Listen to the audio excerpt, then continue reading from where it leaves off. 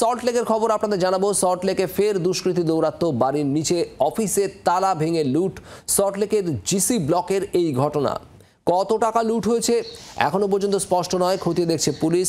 বাড়ির চারদিকে সিসিটিভি রয়েছে, দুষ্কৃতীদের খোঁজে সিসিটিভির ফুটেজ খতিয়ে দেখছে পুলিশ।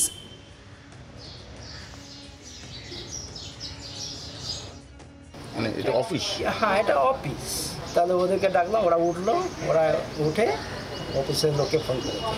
ফোন করতে অফিসের লোক এসেছে, তারপরে পুলিশ এসেছে।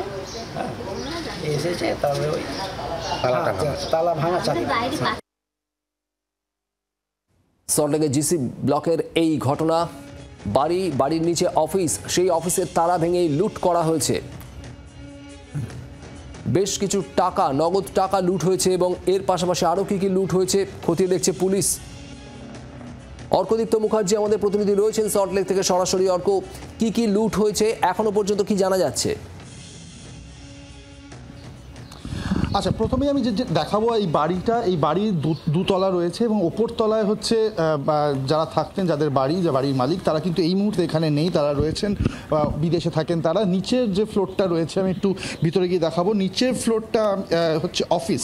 এই অফিস ভাড়া দেওয়া হয় এবং এইখানেই কিন্তু যে চুরি বা লুটের ঘটনা ঘটেছে এখানেই ঘটেছে। এখনও কিন্তু তালা ভেঙে পড়ে রয়েছে। এইখান থেকেই দুষ্কৃতীরা ঢুকেছিল। 3 থেকে 4 জন দুষ্কৃতী প্রাথমিকভাবে, বা 3 থেকে 4 জন এসেছিল এমনটাই প্রাথমিকভাবে মনে করা হচ্ছে পুলিশের তরফ থেকে। এক্স্যাক্টলি কি লুট হয়েছে বা কত টাকা লুট হয়েছে সেটা এখনও পরিষ্কার নয়, তবে যথেষ্ট পরিমাণেই হয়েছে এটা কিন্তু পুলিশ বলছে। তবে অফিসিয়ালি এখনও জানায়নি। ভিতরে কিন্তু এখনও অফিসের বেশ কিছু কর্মচারীরা রয়েছেন, তারা কথা বলছেন, কিন্তু তারা কোনো বক্তব্য রাখতে চাইছেন না। কারণ যতক্ষণ না এই অফিসের যিনি দায়িত্বে রয়েছেন তিনি যতক্ষণ না আসছেন বা পুলিশের তরফ থেকে কিছু বলা হচ্ছে, তারা কোনো কথা বলতে রাজি হচ্ছেন না। এখানে কিন্তু পুরো অফিসটাই সিসিটিভি দিয়ে মোড়া রয়েছে, অর্থাৎ সিসিটিভি ফুটেজ পাওয়ার কিন্তু একটা সম্ভাবনা রয়েছে এবং আশেপাশে বাড়ি যেগুলো রয়েছে সেখানেও সিসিটিভি রয়েছে। ফলে সেখান থেকেও কিন্তু পুলিশ চাইলে ফুটেজ পেতে পারে।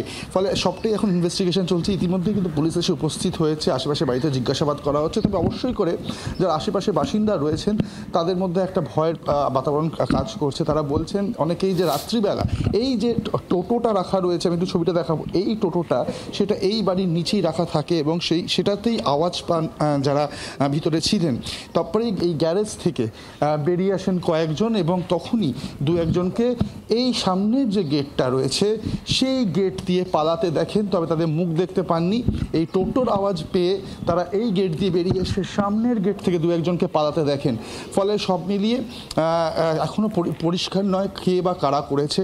তবে যেটা প্রাথমিকভাবে পুলিশের তরফ থেকে অনুমান করা হচ্ছে যে 3 থেকে 4 জন দুষ্কৃতী এসেছিল এবং তারাই এই চুরি বা লুটের ঘটনা ঘটিয়েছে। আবারও বলছি, কত টাকা লুট হয়েছে বা অন্য কিছু লুট হয়েছে কিনা এখনো পরিষ্কার নয়।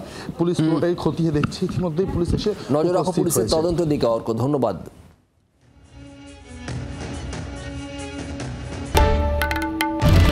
বাংলার আওয়াজ, বাঙালির আবেগ, জি 24 ঘন্টা।